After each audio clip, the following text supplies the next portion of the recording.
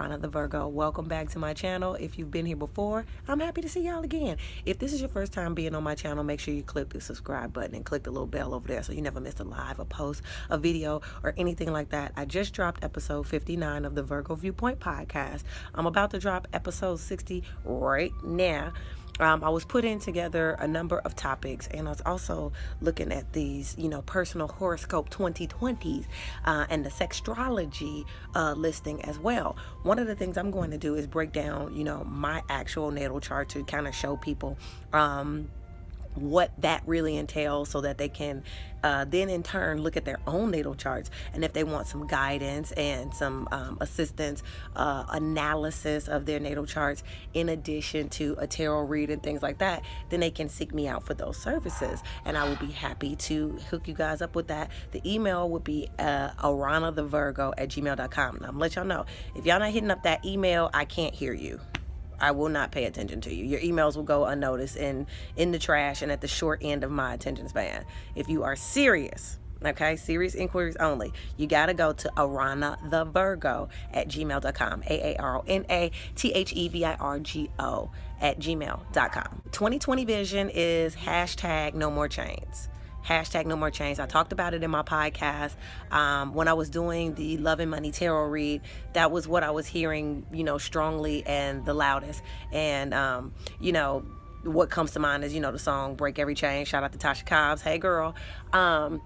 But just no more chains, no more bondage of any sort, any way, any of that. So, negative self-talk, old toxic habits, ways that we keep ourselves wrapped and trapped in cycles, freedom in all senses of the word and all forms of the definition, freedom to be who you are, freedom of, speech, freedom of expression, freedom of, owning yourself. It's about ownership.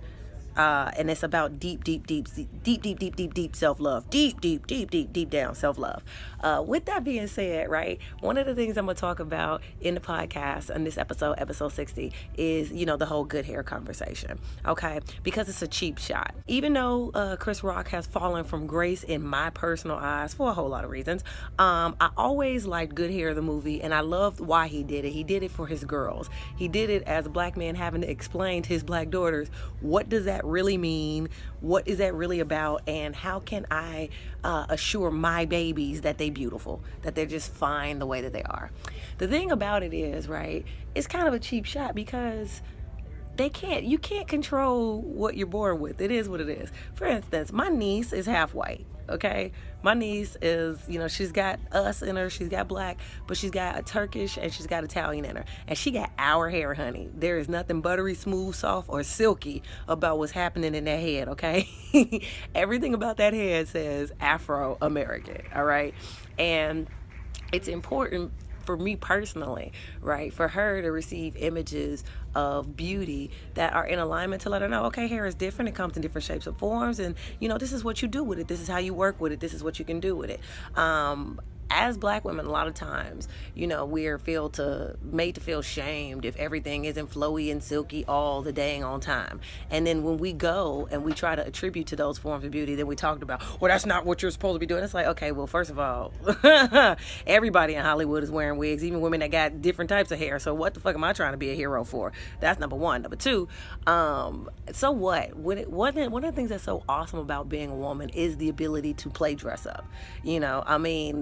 We kind of get bored anyway.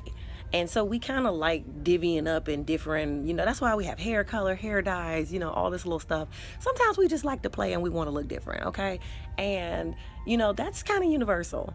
So, one way or another, to throw the shame card around or whatever, or try to make people feel less than or whatever, it's just a cheap shot in my personal opinion.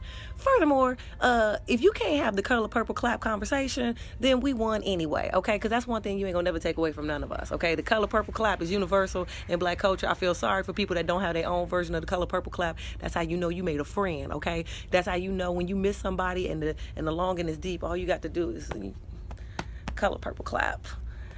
Okay, that's a movement. Latino people, y'all need to color purple clap too. I don't know what y'all doing. I don't know if y'all 2 EO apart. No, like, I don't know. 2 EO apart. No. Y'all need to figure something out, but y'all need to color purple clap too, because it's about, strength and struggle, okay? Being reunited after, struggle and difference.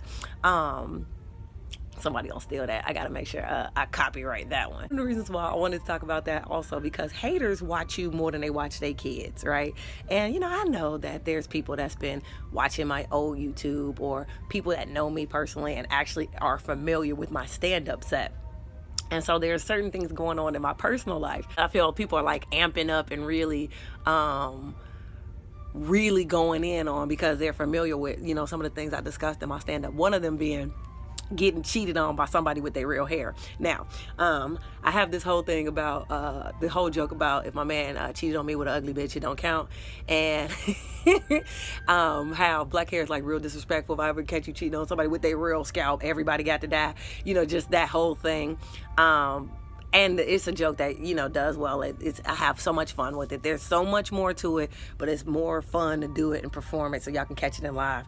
Retelling it ain't gonna have the same energy. So just know that it's something that I do and have said, and when you hear it, you'll know. Okay, great. Certain things going on in my real life that they making a point to be like, yeah, and like making sure that they extra point it out. And I'm just like, okay, but at the same time, if we have to do all of this extra, it still boils down to, I'm awesome. Like, if we got to do all of this just to get my attention, really, what are we doing? Why all the effort?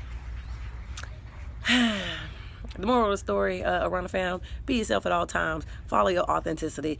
2020, we going in on self-love. We going in on ownership. No more bondage, okay? No more chains. Hashtag no more chains. That's what we on. Make sure you subscribe to the channel if you haven't already. I don't know what you're waiting on. It's www.youtube.com/C like cat /AARONA LOPEZ. Check out the podcast. Episode 59 just dropped. 60's on its way. Anchor.fm Aarona with an S, AARONAS, Virgo Viewpoint. Okay? All right? Get it, got it good? I love y'all. Peace.